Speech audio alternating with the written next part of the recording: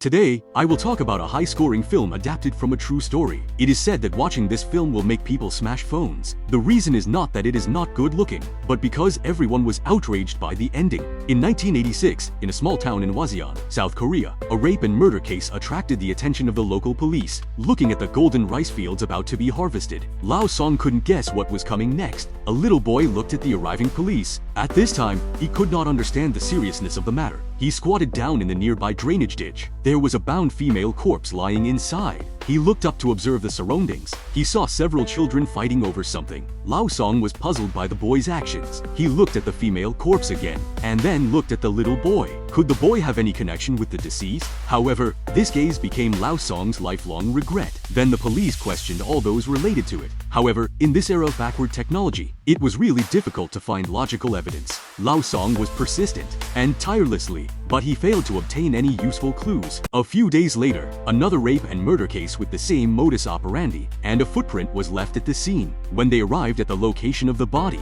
the victim was still a young woman who was tied up, and the cause of death was suffocation after rape. Obviously, the murderer of the two cases was basically the same person. A tractor passed by here and accidentally ran over the footprints on the ground. In this way, the most crucial clue at the scene was destroyed. Back at the police station, Lao Song reviewed the case again and boasted that he could find the criminal by intuition. The director sneered after hearing this and pointed to the person who was taking a statement. One of them was a rapist, and the other is the victim's brother. So use your intuition to judge which one is the real criminal. Calm down. He looked intently. The two seemingly ordinary people were hard to tell apart.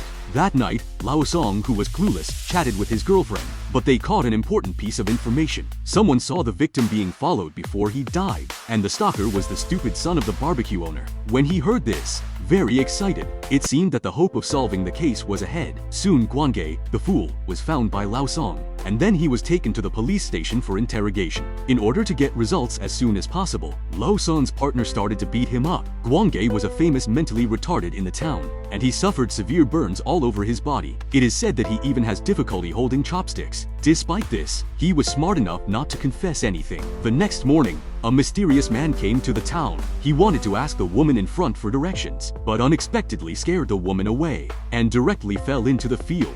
This situation seems very funny, but it actually reflected the security of the town. After all, the recent murder case has made every woman very scared. At this time, Lao Song happened to pass by and scolded him after getting off the car. The mysterious man was arrested in this way, but he didn't know that this man was also a detective. Through their conversation, it was learned that the murder in the small town had a bad influence. So the Seoul police sent Officer Zhu here. Seeing a pair of sneakers under his feet, Lao Song explained that he would know later. A few minutes later, Lao Song took Glanghao's shoes to the crime scene and openly forged a footprint. He believed that Gwanggae was the murderer, so what he is doing now is just to complete the evidence. Back at the police station, the director had been informed by his superiors that a criminal police officer volunteered to come here. Seeing that a senior police officer came from the provincial capital, everyone felt more confident. To add confidence, then Lao Song took out Gwanghao's shoes to continue the interrogation, saying that he found clues at the scene. Officer Zhu on the side was terrified. He didn't expect the handling of the case here was so unique. However, even with the so-called evidence, Gwanggae still refused to confess. There was no way. Lao Song took Gwanggae to the mountain, threatening to bury him alive if he didn't confess. Seeing this, Gwanggae remained indifferent, so Lao Song attacked his appearance again. This hit the fool's self-esteem like a blow. Then he followed the words to describe the details of the crime. Every step, every action, almost exactly the same as the victim's murder. Hearing this, Lao Song was certain that the fool Gwanggae was definitely the murderer. That night, Officer Zhu returned to the police station and reviewed the materials again, trying to find evidence that the fool wasn't the murderer. He thought Officer Song's interrogation method was unreliable, and the result was nothing but a false confession. The next day, the whole police station was crowded and very lively. The director thought the case could be closed, so he wanted to hold a press conference at the crime scene and prepare to reenact the crime. Officer Zhu found Gwanggae, who was being escorted, to check his burned hand, thinking of the photo of the deceased he saw last night, which clearly recorded that the knot was very strong. So, the murderer must not be Gwanggae, because he didn't have the strength to tie a fine knot. After thinking about it, Officer Zhu thought it was inappropriate to close the case, and wanted to persuade the director on the spot. At this moment, Wang Ge, who was reenacting the crime, saw his father. Guang Ho's father ran around, accusing the police of torture and extortion. Seeing this, reporters began to ask if there was torture, and the scene instantly became a mess. The originally happy scene of closing the case turned into a complete farce. Soon, the police had to release Guang Ge, reasoning that the so-called evidence was obtained by torture. Lao Song was very unwilling. He couldn't figure it out. Guan De confessed to the crime, but he was not listed as the murderer in the end. With the growing public pressure, the unlucky director was forced to leave his post. Then the new director took office. Lao Song also immediately reported the details of the two cases. Without delay, they rushed to the first crime scene. After discussion, they found some commonalities. First, all the victims were women wearing red clothes. Second, it rained on the night of the crime. Third, the murderer's modus operandi was consistent. In addition, Officer Zhu believed that there was a third murder case that hadn't been found. A few months ago, a girl claimed to go to Seoul to work, but she disappeared on a rainy night. Based on the existing information, this girl was likely to have been murdered. The next day, Officer Zhu led a search of the nearby grassland. Sure enough, they found the third female corpse. After forensic identification, the deceased was still a woman in red and still suffocated after being sexually assaulted. Seeing this situation, everyone present was silent. A few days later, the director took people to Guang Hao's barbecue restaurant to ease everyone's depressed emotions. Out of apology, Lao Song bought a pair of Nike shoes for Guang Ge. However, it was labeled Nike when opened. Despite this, Guang Hao still happily wore them. After dinner, they went to the bar for the second round. Taking advantage of the drunkenness, Lao Song began to tease Officer Zhu. He thought Officer Zhu's handling of cases was too feminine, and he took the limelight as soon as he arrived. His limelight, Officer Zhu was not to be outdone, saying that Song's methods were savage and tyrannical, and even wanted to frame someone to close the case. In this way, they refused to back down, and soon a conflict occurred. At this time, the awakened director shouted and had an idea, saying there would be a heavy rain. So this might be a chance to catch the murderer. The next night, it really rained heavily in the town. The police arranged a female police officer as bait, while the others hid in the shadows to observe secretly. The director wanted to lure the murderer out this way. Unfortunately, the murderer did not act. Then, Officer Zhu and the female police officer went to a hut to take shelter. Two female students came in shortly after. While chatting, the gossipy student told a terrifying rumor. It is said that there is a madman living in the school toilet who would sneak out at night to commit crimes. Officer Zhu didn't take it seriously because there were too many similar rumors. Meanwhile, a woman went to deliver an umbrella to her husband at a factory, but she didn't know her whereabouts had been noticed. Just as she was about to reach her destination, a strange whistle came leisurely. The woman was scared and ran away. But all this was in vain. The next morning, a woman's body was found near the factory. Without any suspense, the modus operandi was the same as before, and the murderer still left no clues. It's worth mentioning that the deceased was not wearing red clothes. On the way back to the police station, Lao San put forward his own opinion. If the murderer erased fingerprints, it was normal, but he always sheds hair when he rapes. After all, this thing cannot be prevented at all. So the murderer might be a bald man, and the kind of one who has shaved off his pubic hair. When he said this, made everyone almost laugh. The director chose to ignore it. Then a female police officer came over and said she found a clue. Before the crime last night, someone ordered a sad love song through the radio. Coincidentally, on the rainy nights of the 4 consecutive murders, this song was always requested. Obviously, the person who ordered the song was likely the murderer, and this song may represent some specific meaning. Thinking of this, Officer Zhu hurried to the radio station to investigate, but was told that all the letters were thrown away. He went outside to look for the garbage, but was told that the previous ones had been taken away. He chased to the final station. The dark garbage made people feel desperate. At the same time, Lao Song, who insisted on his guest, came to the bathhouse. He wanted to take a chance and find a bald man. However, the result was very disappointing. He got nothing until his skin peeled off. From this, we can see that the successive murders are driving people crazy. Everyone was under unbearable pressure. In order to seek even the slightest hope, La Song directly found a shaman. He bought a talisman that could find the murderer at a high price. That night, La Song and his partner came near the factory in town, where the 4th murder had occurred. They wanted to follow the witch's instructions to cast a spell, but unexpectedly, another person came. Upon closer inspection, it was Officer Zhu. Originally, Officer Zhu wanted to sort out his thoughts, so he listened to sad love songs and wanted to find inspiration here. Coincidentally, another person was walking towards the factory. Officer Zhu had to hide when he saw this. The man walked stealthily to the dumping site and took out a few women's underwear, and then took off his red underwear. Everyone was stunned by this. In surprise, realize he accidentally stepped on a branch. Hearing the sound, the pervert turned and ran. Lo Song and his partner had to close the net early. Officer Zhu followed him quickly. At this moment, the three thought the pervert was the murderer. However, after a fierce chase, the pervert actually ran into a nearby factory. The workers here wore the same clothes and wore the same masks. In this way, it was impossible to tell which one was the pervert. At this time, Lao Song had a unique vision. He caught a glimpse of a red pair of underwear. To show off his judgment, he asked his partner to gather the people first, and then stared at them one by one, and finally found the pervert smartly. Officer Zhu, who went to check, was shocked and couldn't help but look at Lao Song with admiration, and Lao Song enjoyed this gaze very much. Then the pervert was taken back to the police station for interrogation. He insisted that the murder had nothing to do with him. The man's wife was chronically ill in bed, so he went to the wild to solve his physiological needs. As for why he chose the crime scene, it all stemmed from his unique perverted psychology. Unsatisfied, Lao Song tortured him again.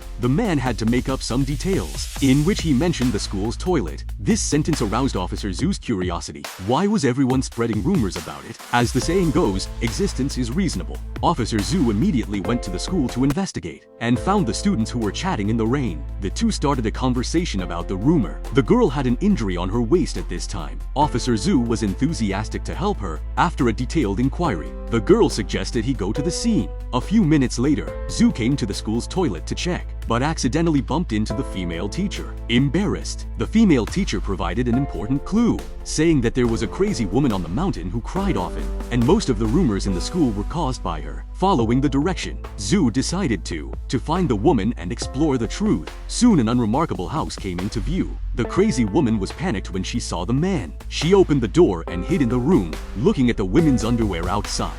Officer Zhu realized that the woman was related to the case. After patient guidance and questioning, the crazy woman slowly recounted her experience. In September 1985, the murderer attacked her on a rainy night. Perhaps she didn't see the face of the attacker. The woman luckily survived. Thinking carefully, the murderer's palm was very soft, which was not like a person who often did manual labor. Then she left the school without stopping. Officer Zhu felt that he was getting closer to the truth. Back at the police station, Lao Song was about to ask the pervert to sign, but was interrupted by Officer Zhu, who arrived. He touched the pervert's palm casually, confirming that he was not the person they were looking for. The angry Lao Song was furious. He couldn't stand that Officer Zhu had denied him several times. Seeing that the two were about to fight, the director, who happened to arrive, rushed in, and then swung the chair and cursed loudly. At this time, the female police officer asked everyone to listen to the radio. The sad love song representing death was playing again. Officer Zhu hurried to the window. Sure enough, it started raining heavily outside again.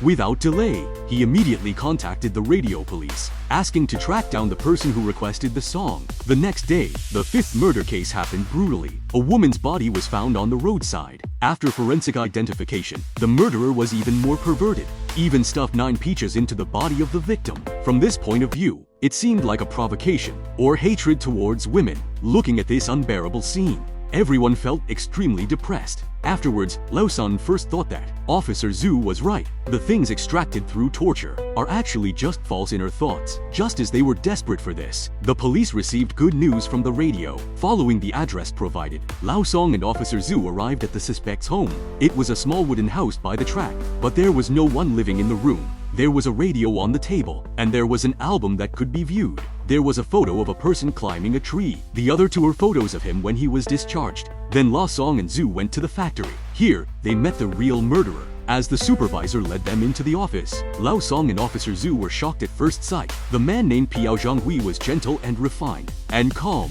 Obviously, the real murderer of the serial murder case was right in front of them. In the interrogation room, several people stared at the suspect. Piao Zhonghui still maintained a rare calm, based on the basic information they had. This man has all the elements of a suspect. First, as a veteran, he has endurance. Secondly, his palms are very soft, which also fully matches the description of the crazy woman. Coincidentally, the man came to the town in September last year. He took out the radio song request card. The man admitted that he wrote it, but he couldn't remember the program after the request. At this point in the interrogation, it was obvious that Piao Zhonghui was probably the murderer. However, the man faced everyone calmly and refused to admit any crime. Officer Zhu saw this and started a psychological attack. He first played sad love songs, and then slowly deduced the details of the victim's murder. The case was about to be solved, but this kick ruined everyone's efforts. Because there was no substantial evidence, Piao Shangui was immediately acquitted.